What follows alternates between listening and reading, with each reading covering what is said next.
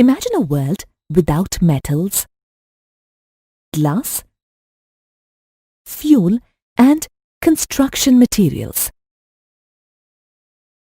There would be no buildings, transport, roads, industries, machines or appliances.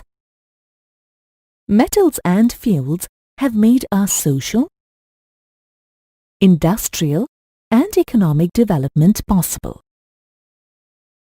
All these materials come from substances called minerals, found embedded in rocks in the Earth's crust. Minerals are defined as naturally occurring homogeneous substances that have a definite internal structure.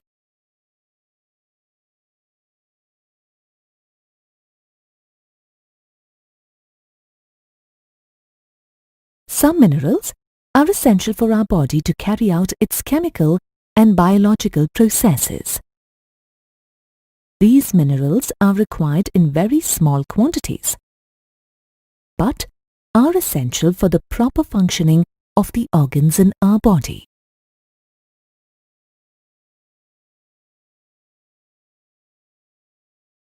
You will be surprised to know how many different minerals you use in everyday activities. For example, brushing your teeth. The toothpaste you use contains limestone, aluminium oxide, silica and phosphate minerals for cleaning, titanium oxide for its white color, fluoride to prevent cavities, and mica for sparkle. Other examples of minerals utilized in articles of daily use are tungsten in ballpoint tips and filaments in light bulbs, nickel in rechargeable batteries, silver and argentite in photographic films, and graphite in pencils. Remember that rocks themselves are not minerals. Rocks contain minerals mixed with organic material. Here is a rock that contains the greenish mineral called cuprite, which is used to extract copper.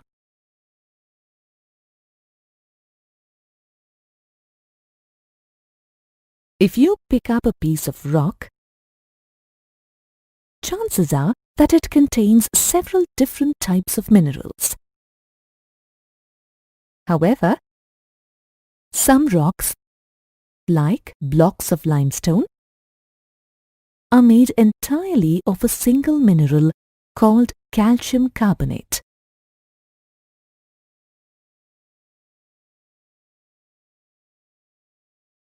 Minerals are of interest to both geographers and geologists. While a geographer is concerned about the distribution and economic importance of a mineral, a geologist is more interested in the formation, age and composition of minerals. Geologists classify minerals based on their properties. However, the properties of a mineral depend on the elements it is made of and the chemical and physical conditions in which it was formed. Here are 3 minerals made of carbon. Observe how they differ widely in their hardness, crystals, luster and density due to the difference in their conditions of formation.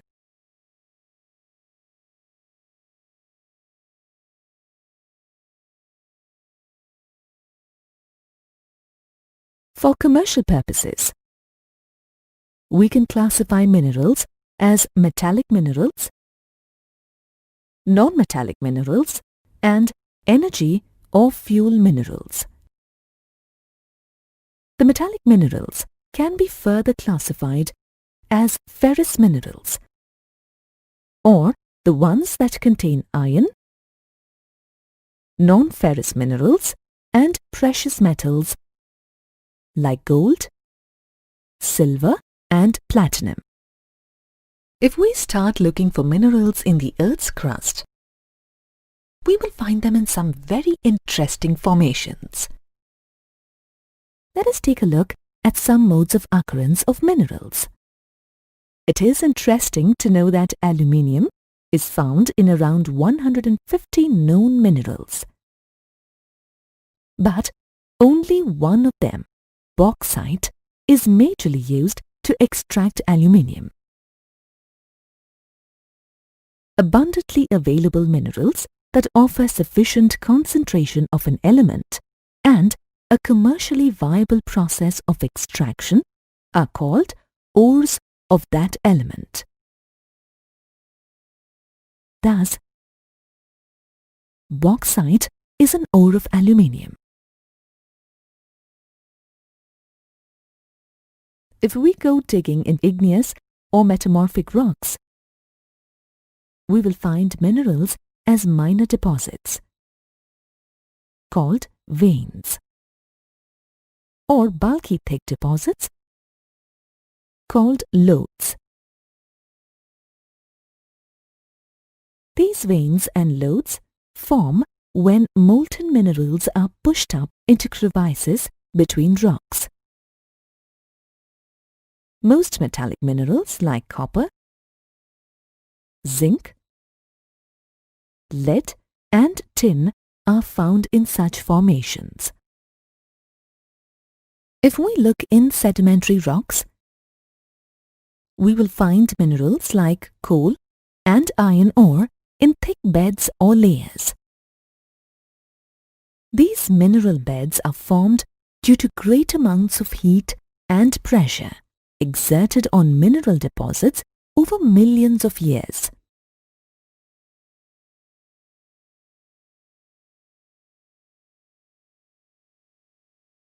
We also come across vast beds or layers of minerals like gypsum,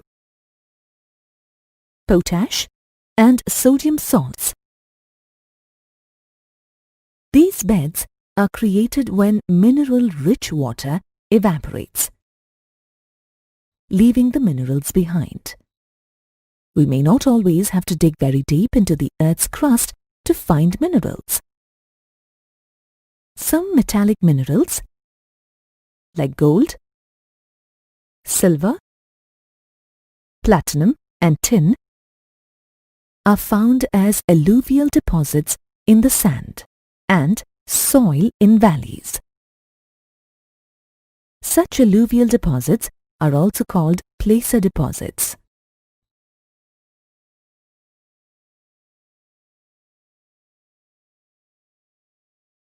We are also saved the hassle of digging into the earth when mineral-rich rock gets weathered and decomposed by natural agents. This leaves behind the residual mass of weathered material that contains a high concentration of minerals. Bauxite, an aluminium-rich mineral, is usually found as such deposits.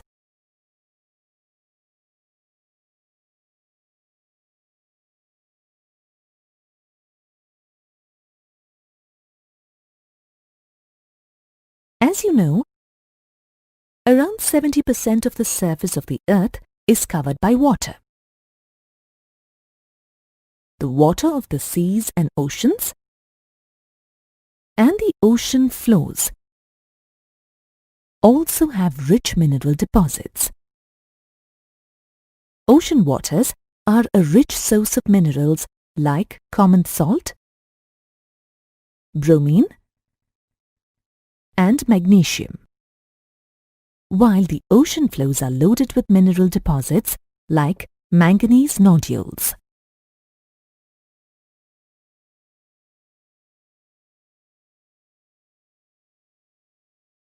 Minerals are natural resources and their distribution in the Earth's crust is not uniform.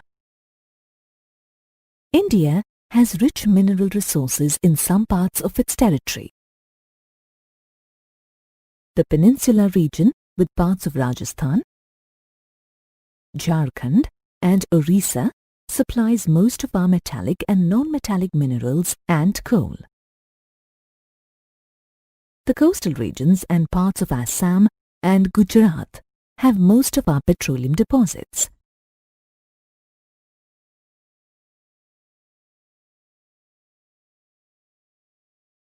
The places from where mineral ores are extracted are called mines.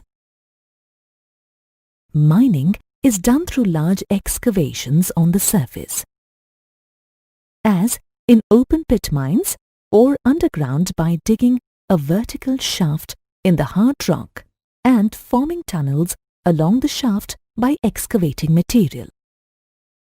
All the mineral reserves in India are owned by the government. However, in the tribal areas of northeast India, individual persons or communities lay claim to mineral resources. In Meghalaya, families lay claim to coal deposits and mine coal by digging long narrow tunnels in the ground. This practice is called rat hole mining. You already know that ferrous and non-ferrous minerals are two types of metallic minerals. While ferrous minerals contain iron, non-ferrous minerals do not contain iron. Ferrous minerals constitute about 75% of the total production of minerals in India. The production is so large that India exports substantial amounts of ferrous minerals after meeting the domestic demand. Iron ore and manganese are two important ferrous minerals mined in India. From the spoon on your table to an artificial satellite orbiting the Earth in space, most of our industrial and scientific developments are made possible by a mineral called iron ore. Iron ore is a source of iron and steel and occurs in many forms. India has rich reserves of several good quality iron ores. The two main ores of iron are magnetite and hematite. Magnetite has higher iron content than hematite. Karnataka and Orissa are the main iron ore producing states in India, followed by Chhattisgarh and Jharkhand.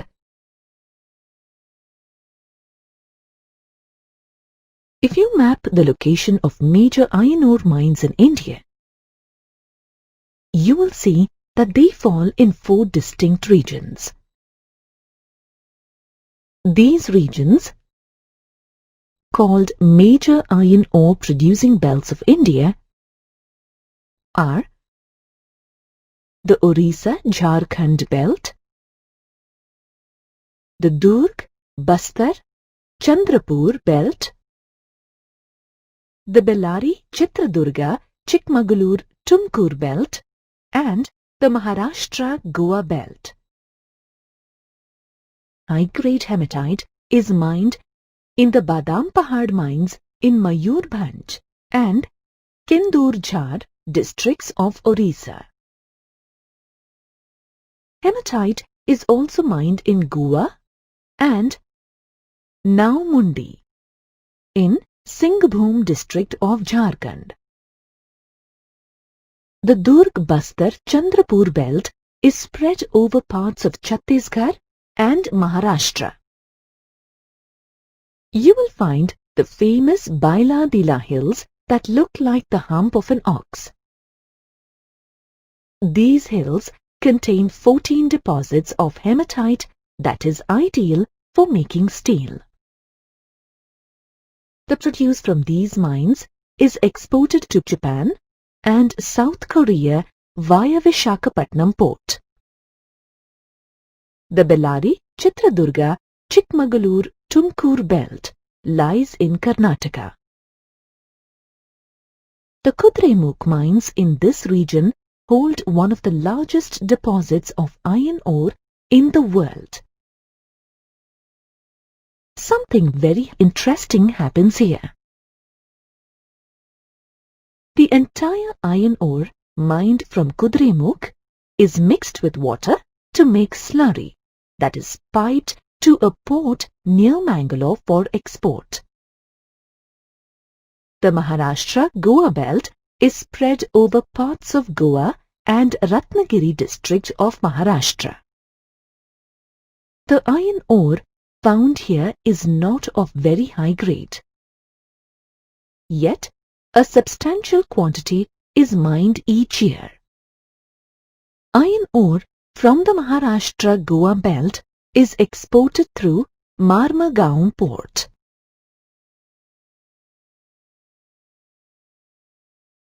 Industrial iron and steel are both produced from iron ore. The advantage that steel offers over iron is its non-rusting property. Steel is a mixture of several minerals besides iron ore, and one such important mineral is manganese. Besides being used in making steel, manganese is mixed with other metals to make alloys to produce food and drink cans. Manganese is also used in the manufacture of batteries, paints, and industrial chemicals like bleaching powder and insecticides. Orissa is the main manganese producing state in India, followed by Madhya Pradesh and Karnataka. Let us now move on to non-ferrous minerals. The reserves of non-ferrous minerals in India are not as abundant as those of ferrous minerals. Copper and bauxite are two important non-ferrous minerals mined in India. Being highly malleable, ductile, and excellent conductor of heat and electricity, copper finds many applications. Copper is widely used in the electrical, electronic, and chemical industries. Madhya Pradesh, Rajasthan, and Jharkhand are the main copper-producing states in India. The Balaghat mines in Madhya Pradesh, Khetri mines in Rajasthan, and Singhbhum district of Jharkhand are the leading producer of copper. Our copper reserves, however, are not sufficient to meet our needs. Aluminium is a strong, yet lightweight metal derived from a non-ferrous mineral. If you look into your school bag, chances are you will find some aluminium there.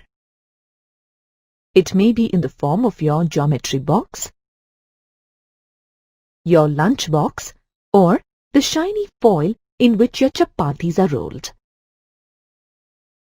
Aluminium also finds use in making vehicles, paints, wires and cables, doors and windows, and much more. Bauxite is the main ore of aluminium. Bauxite deposits are left behind by the weathering of rocks rich in aluminium silicates.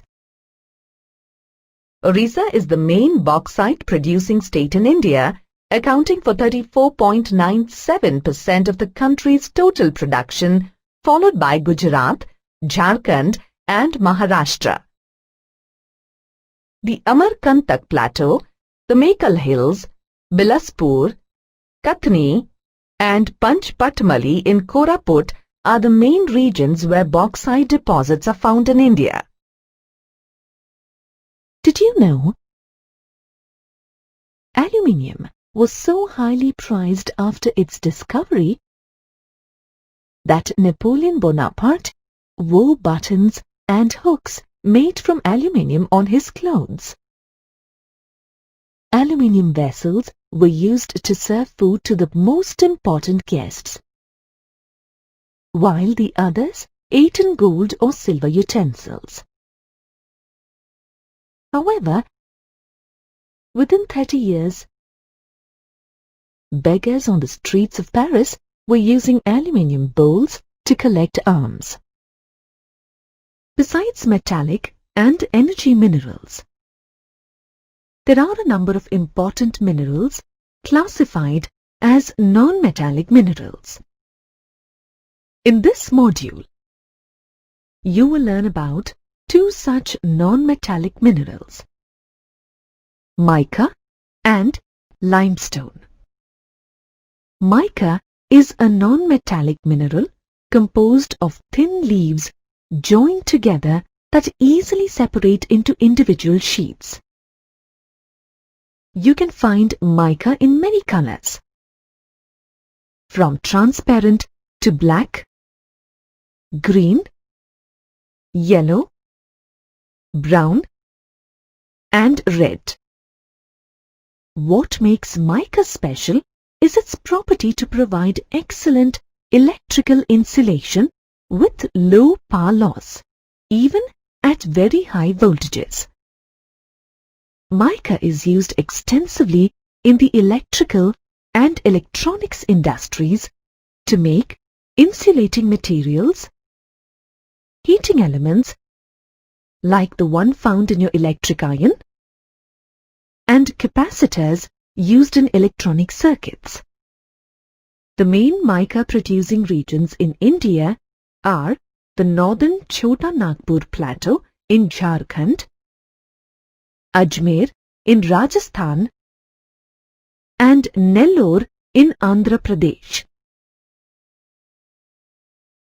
The Koderma, Gaya, and Hazaribagh belt in Jharkhand is the largest producer of mica in India. Another important non-metallic mineral mined in India is limestone. Limestone is a form of sedimentary rock almost entirely composed of calcium carbonate.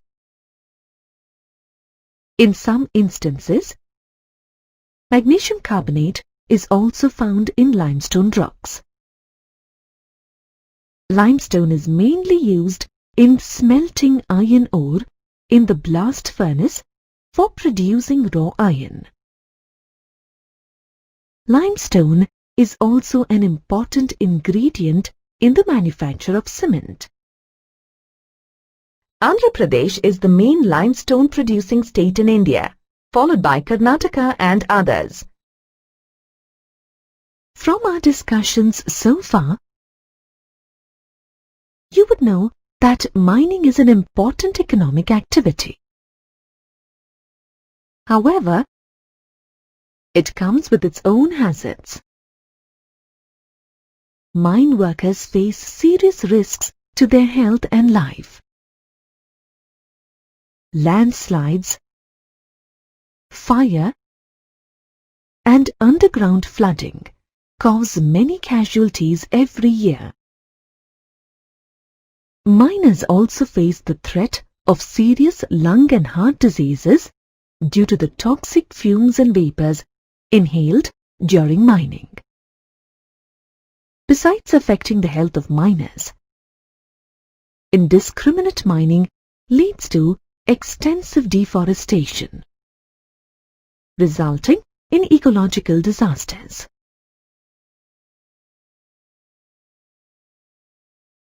Dumping of mining waste results in soil and land degradation, and pollution of air, and freshwater bodies. We need stricter laws and implementation of personal and environmental safety regulations to keep mining a safe activity. No matter how much we improve the conditions of mines and mine workers, mining activity cannot go on forever. This is because usable minerals that form the basis of our industrial and agricultural growth are only about 1% of the Earth's crust. The formation of minerals is a very slow process. Minerals available to us today were formed over millions of years. Thus, minerals are limited and non-renewable resources. As we dig deeper and deeper into the earth to extract more and more minerals, we get poor quality ores at much higher cost. Eventually, continuous mining will one day completely exhaust our mineral resources. There is an immediate need for planning and technological solutions to conserve our mineral resources. Recycling and reusing material like scrap metal and reducing the use of minerals by finding suitable substitutes can help us conserve our mineral resources. We need energy in different forms for all our daily activities. We derive energy from several resources. Some of these resources have been in use for a long time and are called conventional sources of energy. Some other resources, called non-conventional sources, are relatively new sources of energy.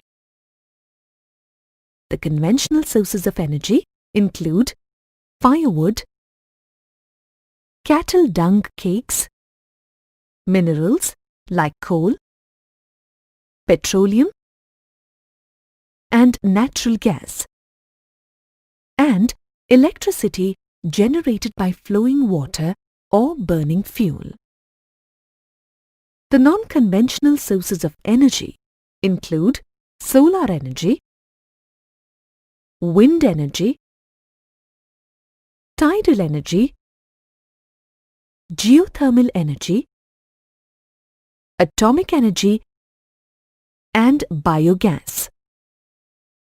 In this module, we will discuss some of the conventional sources of energy. In most parts of rural India, firewood and cattle dung cakes are the primary sources of energy, meeting around 70% of the total energy requirement in our villages. The use of firewood is being discouraged to preserve our shrinking forests. The use of cattle dung cakes is also on a decline, as cattle dung can be converted into more valuable manure, which is an excellent natural fertilizer.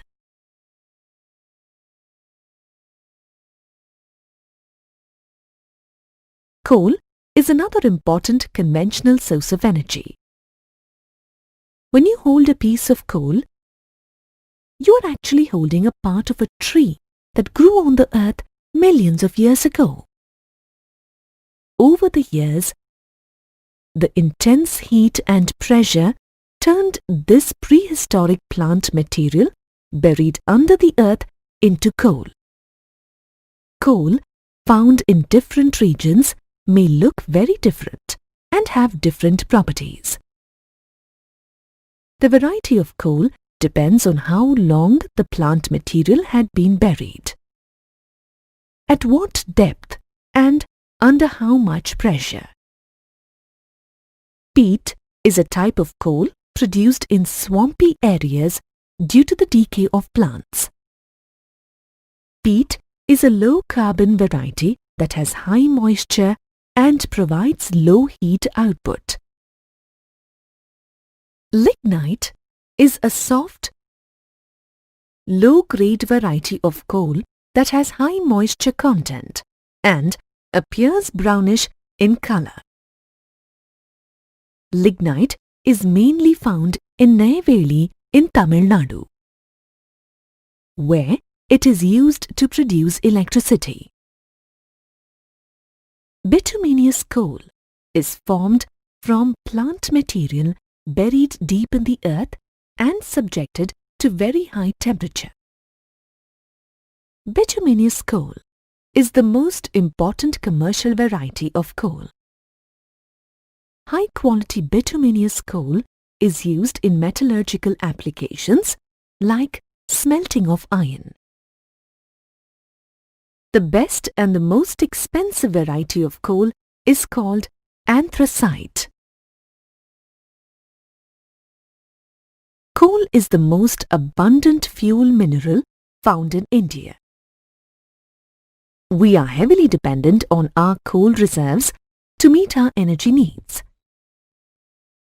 Besides being used directly as a fuel, coal is used to generate thermal electricity that is used to meet a large part of our domestic and industrial requirements. Coal is found in rocks belonging to different geological periods. In India, coal is found as Gondwana deposits that are over 200 million years old, and tertiary deposits that are just about 55 million years old. The Gondwana deposits in India are found in the Damodar Valley in West Bengal and Jharkhand. Jharia, Raniganj and Bokaro are important coal fields in this area. Gondwana deposits are also found in the Mahanadi, Godavari, Son and Wardha valleys. Tertiary deposits of coal are found in the northeastern states of Assam, Meghalaya, Arunachal Pradesh and Nagaland. You will note an interesting pattern if you compare the position of coal fields with major thermal power plants in India. Since coal is bulky and expensive to transport in large quantities, most power plants and heavy industries relying on coal are located near coal fields. After coal, petroleum is the most important fuel mineral found in India. Besides providing fuels like petrol and diesel and industrial lubricants, petroleum also provides raw material for a number of industries, including textiles, fertilizers and cosmetics. The different variety of products that spawn from petroleum makes petroleum refineries a nodal industry. Petroleum deposits are found in anticlines and fault traps in rock formations. This happens when an oil-bearing porous limestone or a sandstone layer is trapped between layers of non-porous rocks that prevent the rising, sinking and further migration of oil. Offshore oil fields in Mumbai High account for 63% of the total petroleum production in India. This is followed by 18% of the production coming from Gujarat and 16% from Assam. Besides Mumbai High, Ankleshwar in Gujarat and Digboy, Nahar Katia and Moran Hugrijan in Assam are other major oil fields in India. Assam also has the distinction of being the oldest oil-producing state in India. Natural gas is a mixture of gases, primarily methane, which is found trapped in rocks. Natural gas is a clean energy fuel due to its low carbon dioxide emission. It is being promoted as the new generation auto fuel as compressed natural gas or CNG. You might have seen CNG filling stations in your city. Natural gas is used in the fertilizer industry and also used to generate electricity.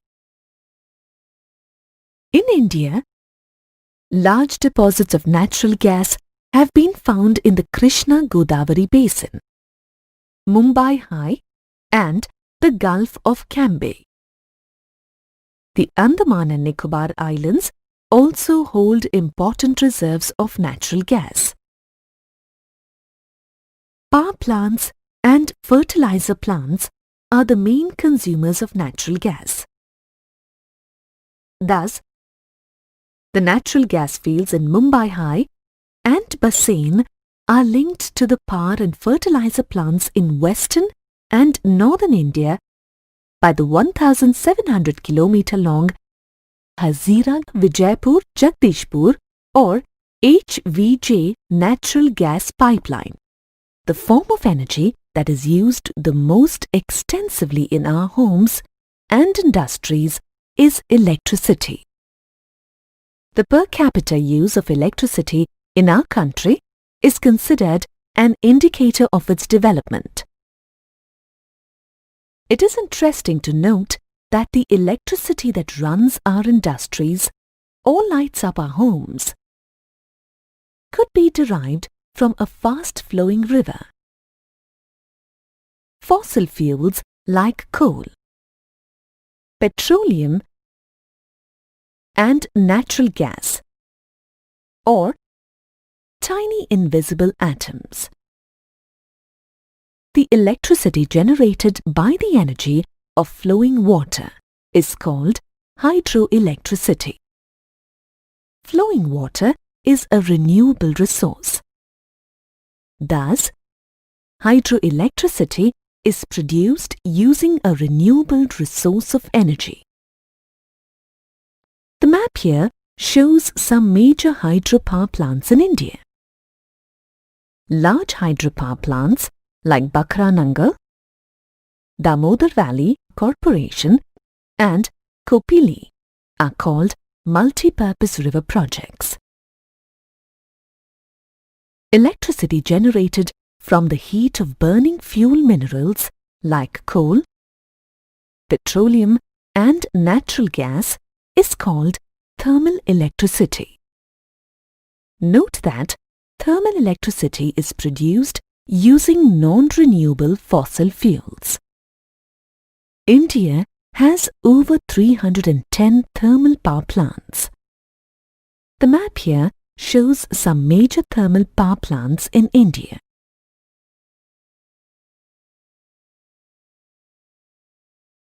A large amount of heat energy is released when the atomic structure of radioactive elements, like uranium, changes. This nuclear or atomic energy is also used to generate electricity.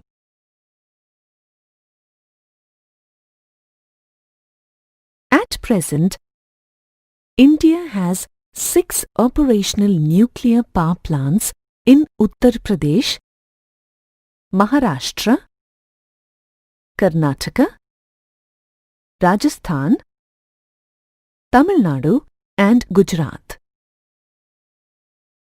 The uranium and thorium used to run these nuclear power plants is sourced from Jharkhand and the Aravalli ranges in Rajasthan. The monazite sand of Kerala is also rich in thorium. Growing urbanization and industrialization in India is creating more and more demand for energy. At present, we largely depend on fossil fuels for our energy requirements. However, their increasing prices, shortage in supply, and environmental concerns against their use can severely affect our energy security.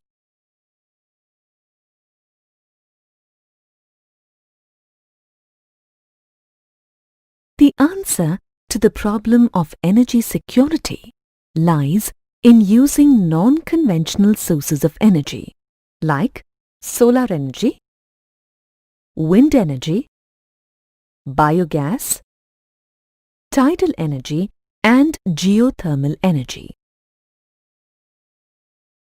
Being a tropical country, large parts of India receive bright sunshine during most parts of the year. This makes solar power a huge potential source of energy in India.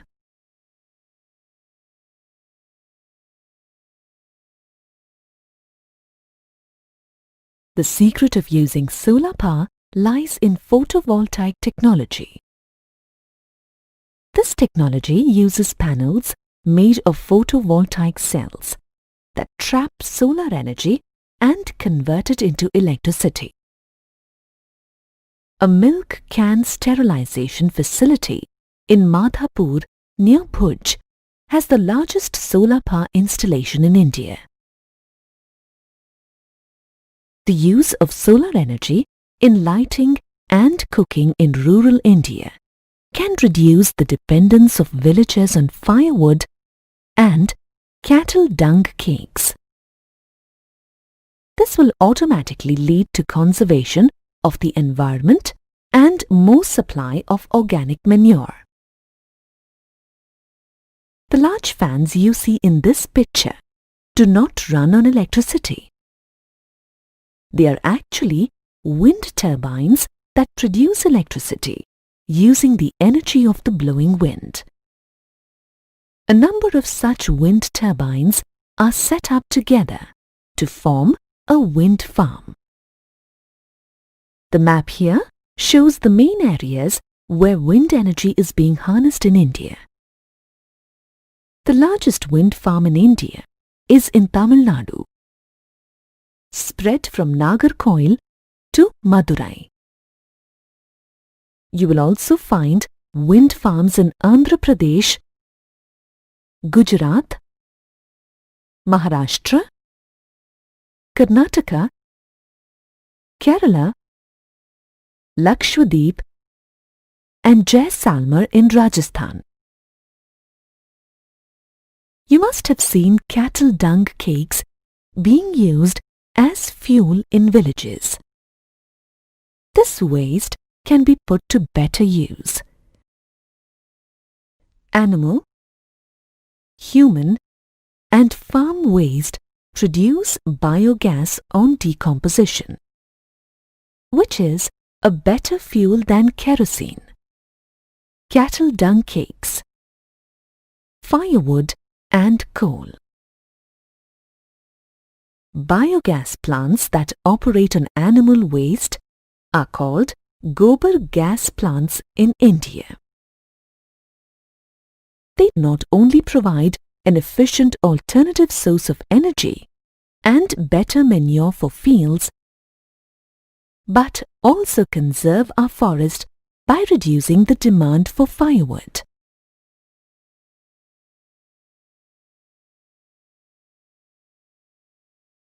If you live near the sea, you must have seen the daily tides coming in and going out. These tides are used to generate electricity. On high tide, the water is allowed to flow in a storage area, and on low tide, the water is allowed to flow back. In both cases, the flowing water is used to produce electricity.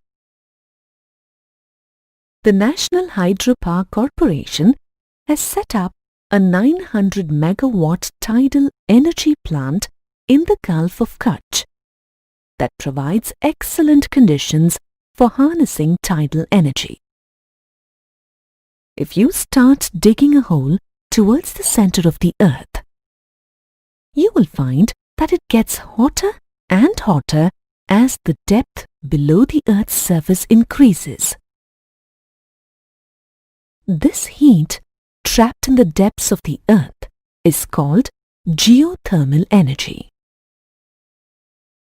Groundwater absorbs geothermal energy and, at some places, shoots out as geysers of hot water and steam.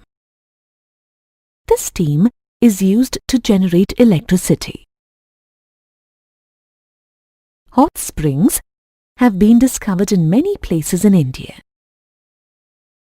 Experimental projects to utilize geothermal energy have been set up at the Parvati Valley near Manikaran in Himachal Pradesh and the Puga Valley in Ladakh. The most important requirement for all the growth in agriculture, industries, trade, and transportation is energy. Energy is also what makes our modern lifestyle possible.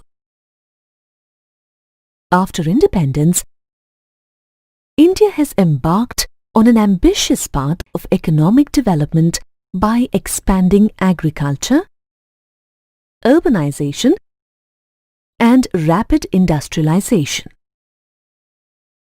All this development is increasing the requirement of energy in all parts of the country. Now, let us take a look at our primary resources of energy.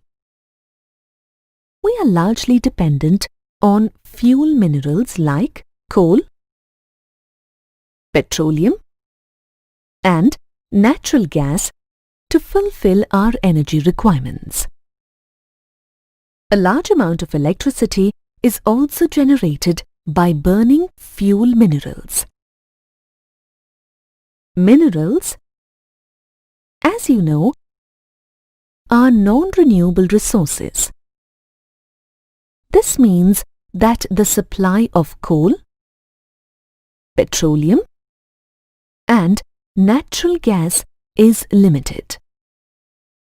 Thus, heavy dependence on fuel minerals for energy is not a sustainable plan to meet our future energy requirements.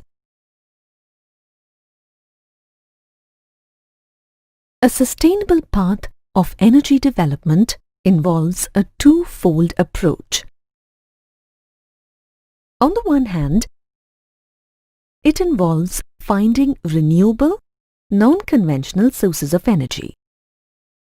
And, on the other hand, it involves conservation of the energy available today.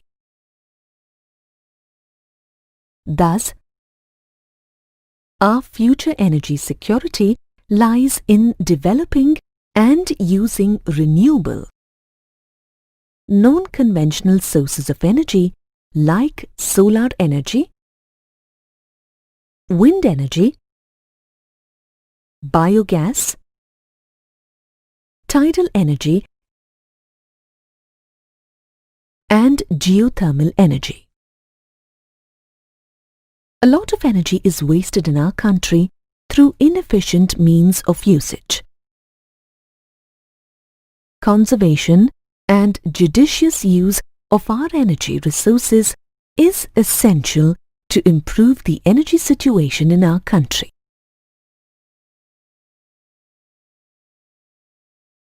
We can conserve fuel minerals like petroleum and natural gas by forming carpools and using public transport instead of private vehicles.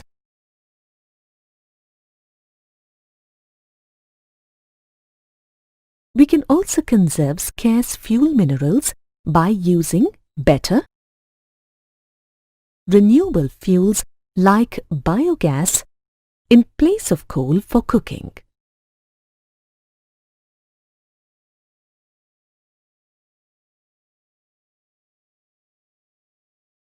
Conservation of energy is as important as conservation of energy resources. You can contribute to energy conservation by switching off all lights, fans, and electrical devices when not required.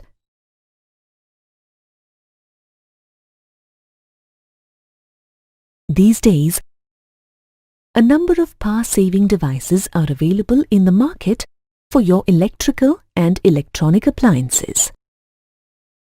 These devices not only reduce wastage of power and help conserve electricity, but also reduce your monthly electricity bill.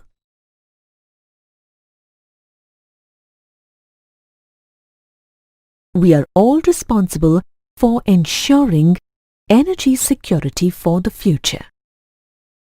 And conserving energy is one way to do so. Remember, energy saved is energy produced.